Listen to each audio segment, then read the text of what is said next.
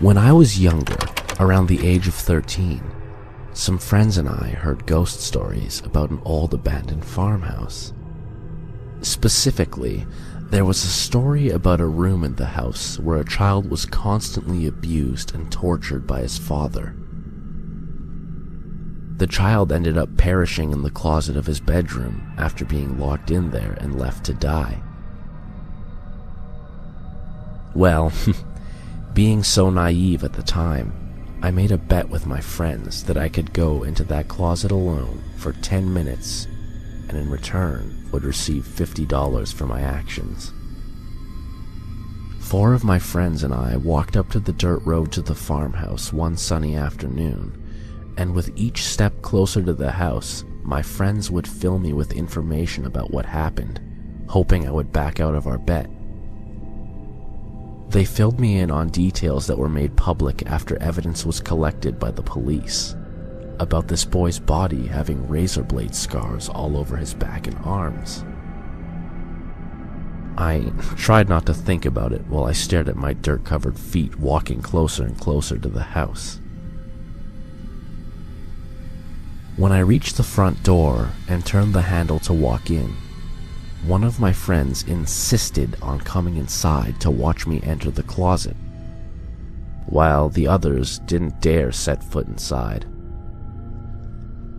The house smelled with its stale air and unsettling stillness. We walked slowly upstairs, and my friends started to tell me how they also found cigarette burns all over the boy's body. I turned and said that I would split the money with him if we pretended I went through with the bet, and his response, "You're chicken. I knew you wouldn't do it." It's funny how the word chicken can make you do the most foolish things as a kid. We continued to walk up the stairs, and then I came to a long hallway. The creaking was loud because everything else was so quiet, which made me more nervous. When we got to the doorway, my friend looked at me and said, "This is it." I peeked my head in before entering the small room, and relieved to see it well lit from the sunlight. The walk-in closet's heavy wooden door was closed tight, and I walked slowly towards it. Looking back at my friend, I told him to start looking at his watch. "Not till you go in with the door shut," he replied.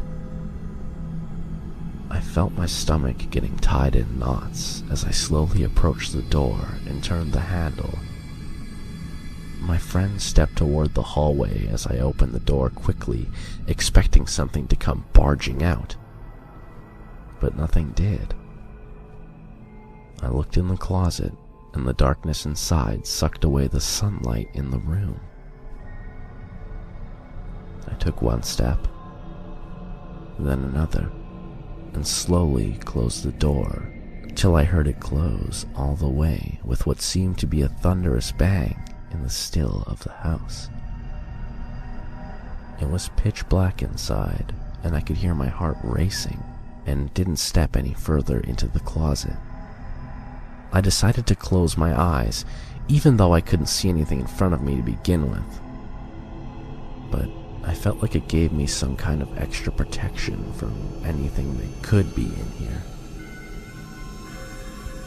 After standing for what seemed like an eternity inside this dark, foreboding place, I started to feel like something was watching me at the back of the closet, and I tried convincing myself it was only my imagination. Then I heard something slowly dragging towards me, and that was enough to convince me to leave. I reached out in the dark, looking for the door handle and fidgeting around. In my panic, I felt a sharp pain burning down the back of my calf. I screamed, and at that point started banging on the door and fumbling for the handle, which I found and turned, lunging out into the room and onto the floor. My friend was by the doorway and pointed out, "You're bleeding!" I didn't even look. I got up and ran out of the room and the house with my friend leading the way. When I got outside, I could feel blood running down my leg like water in a shower. All of us ran as fast as we could to our neighborhood to feel safe again. When I got home, my mother took me to the doctor, where I had to have stitches on my leg because the cut was so deep. My parents were convinced I scratched my leg on a rusty nail sticking out of the wall, but I knew better. To this day, a shiver runs down my back when I look down and see the faint scar on the back of my leg. The scar that I got in the dead boy's closet.